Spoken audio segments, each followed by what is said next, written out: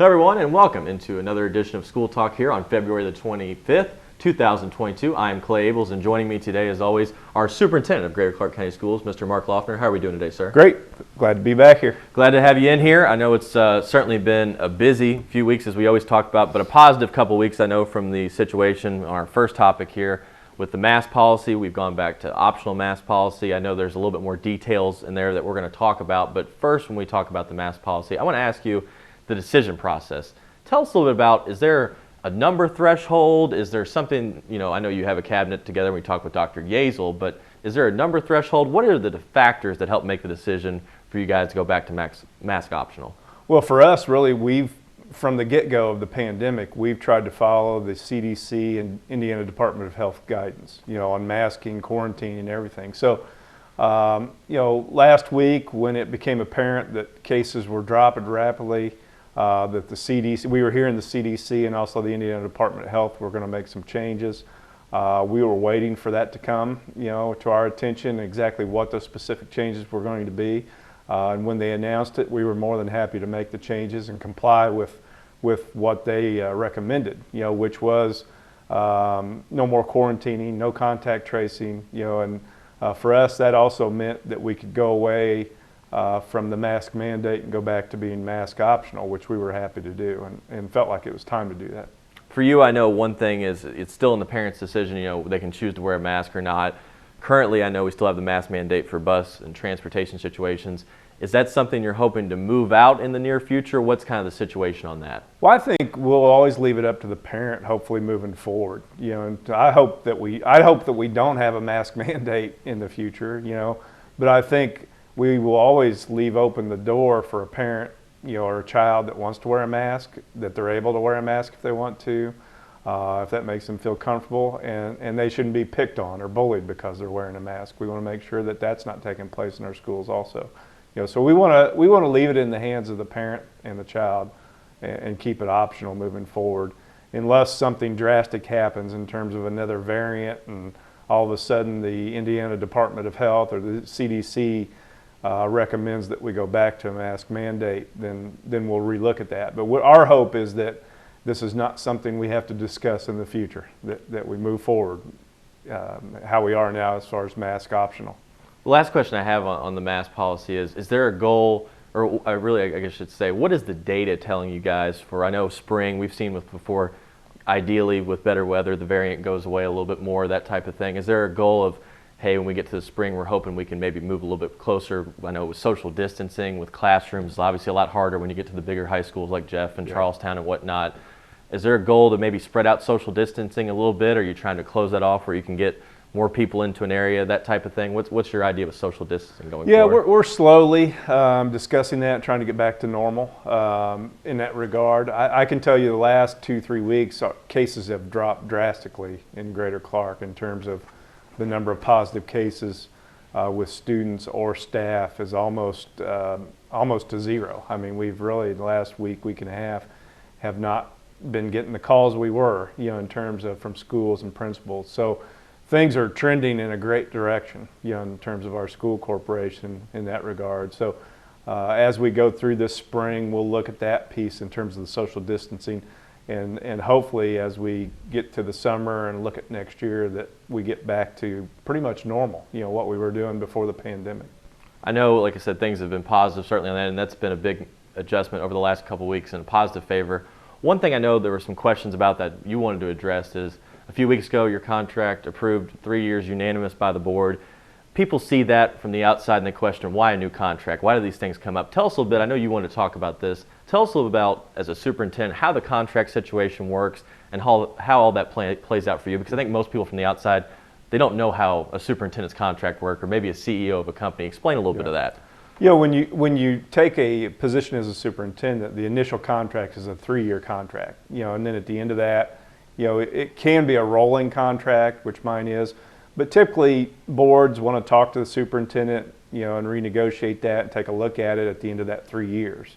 And the board actually came to me to address my contract this past summer, and start discussions. And really at the time I didn't want to discuss it because I knew we were getting ready to enter into bargaining with our teachers and our classified staff, And my priority at that time was to make sure that we got all of our people raises, which I think we did a pretty good job under the circumstances with our budget in getting our people significant raises. I mean, our teachers are going to go up, have gone up $1,500 this year. We'll go up another $1,500 next year for a total of $3,000, and so after we took care of all of our other employees, then we revisited my contract. I will tell you, I love working for Greater Clark. I've been here for 17 years. I think myself and the team I work with are doing a good job in terms of, with the academic piece, facilities, addressing things that need to be addressed for this corporation.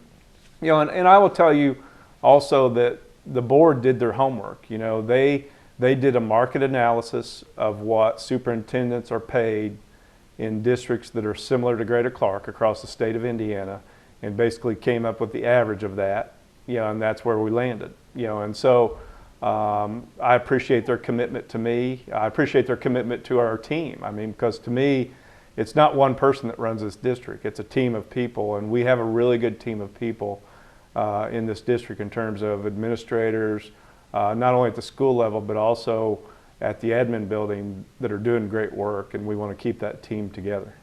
For you, I know when you first took over here, and certainly coming on this show and even talking out to the public, your biggest thing was always, we need to adjust the finances in this district. We need to get things back under control. I know things are moving in a positive direction for that.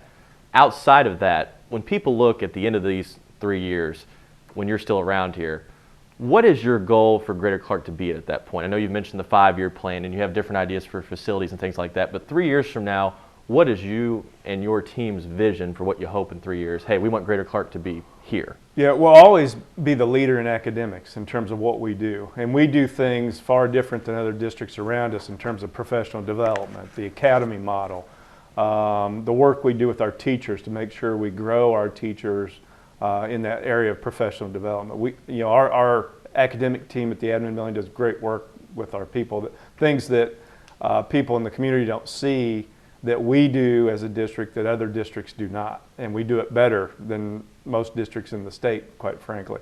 The other thing is to address our facilities. When I'm done here in Greater Clark, I want to see that we've upgraded and addressed our facilities. It's very needed. We're doing it. It takes time, and over this next 3, 4, 5 years, you're going to see the results of that. That our facilities will be top-notch and will look updated and modern. The other thing is, there was a day and time when I came to Greater Clark 17 years ago where Greater Clark had the highest teacher pay of any district in this area.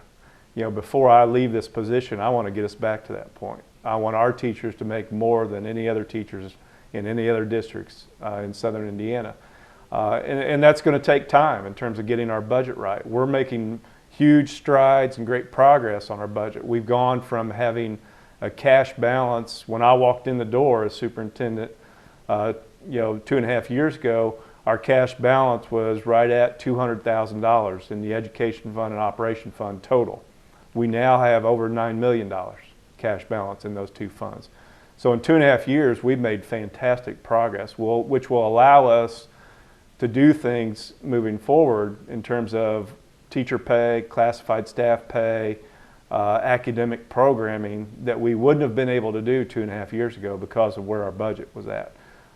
So those are things we're focusing on that we want to make sure we improve in this district. And when it's all said and done and I'm no longer here, that I can walk away and say that, is the district better off in those areas than they were, when I first came in. That I want to make sure I leave this district in a great place in regards to the budget, facilities, and academics, and have a great team in place that's really going to keep that moving forward.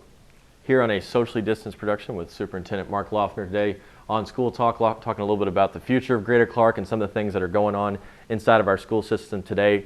Had a good transition for me there talking about facilities. That's the next thing I wanted to jump on here. I know last time we talked, we were talking about the elementary school facilities, 2 different buildings going into work. Tell us, I know you said you're getting busy February, March, April. What's the latest on developing those facilities and where we stand today? Well, I just sat in a 2.5-hour meeting yesterday in regards to the year 1 projects, which are the classroom additions at North Haven, Riverside, some work that's going to be done at River Valley and Charlestown Middle, and we also discussed the 2 new elementaries. And for the people out there, we are clear to move forward with building those 2 elementaries. There will be one at the Wilson site and one in Charlestown at the JJ site. So we're actively working with our architects right now to come up with a design that we want to see at both those sites, which will probably be similar in design, sister schools. And so that work's beginning. As far as the year 1 projects, we hope that a lot of that work will start here early in the summer, late spring, and then hopefully the elementary work. We'll sell bonds for the 2 new elementaries probably in November of 22, and the work on those 2 new elementaries will probably start the following March. So probably February, March of 23, and so things will move pretty quickly.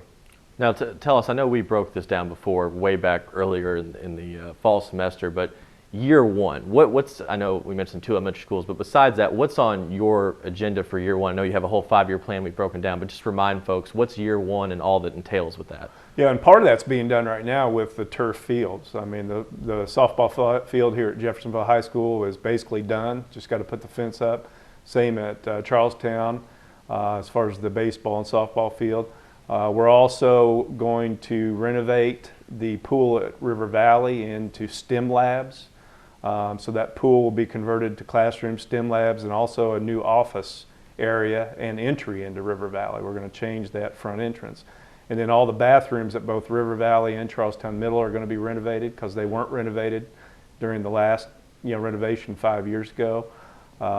As far as Charlestown Middle and River Valley, we're also going to redo the gyms in terms of the floors. We're going to get rid of the rubber synthetic surface and go to a hardwood floor, and do some painting in there and just, cosmetically liven up both those gyms at both Charlestown Middle and River Valley. And then at Riverside Elementary, we're building on 6 new classrooms so we can expand our pre-K programming and also have a little extra room for growth. And then also North Haven, we're putting 4 new classrooms in North Haven.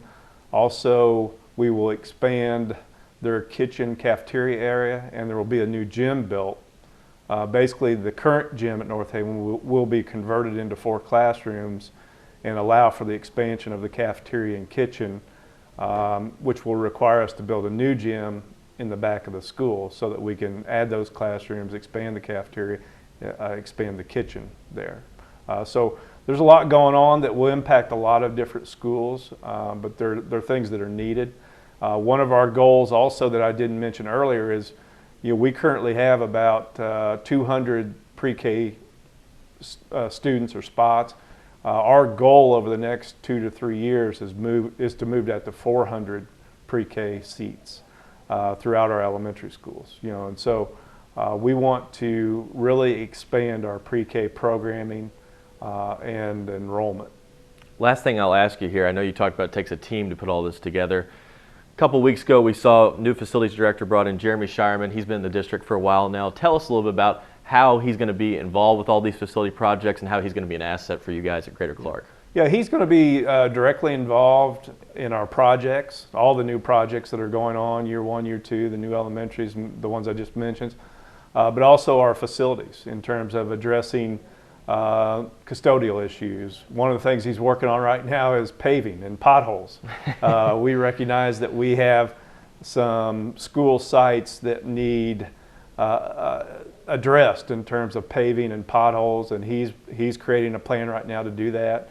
Our hope is that the potholes get patched in the middle of this coming week, and then this summer we plan on doing extensive paving at several school sites because we know it's needed, and we put it in year 1 of the plan where we set aside $1 million worth of paving to do at various schools that really need it, because that's something that the last 10-15 years hasn't been addressed in the district in terms of paving, and top coating and things like that, and so we need to address it rather quickly.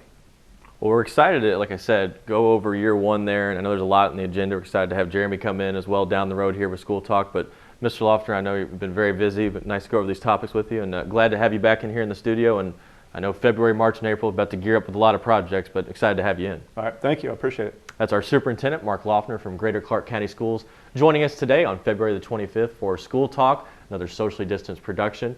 As we close here today, a reminder you can watch School Talk on cable 184 and all throughout the WJHI Red Devil Network on 98.5 FM radio, WJHI.com audio streaming, on all of our social media channels through WJHI on Facebook, Instagram, Twitter, and much more. For Mark Laughner, I'm Clay Abel saying so long and thank you for joining us here on School Talk on February 25th. This is 98.5 WJHI LP Jeffersonville, home of the Red Devil Network.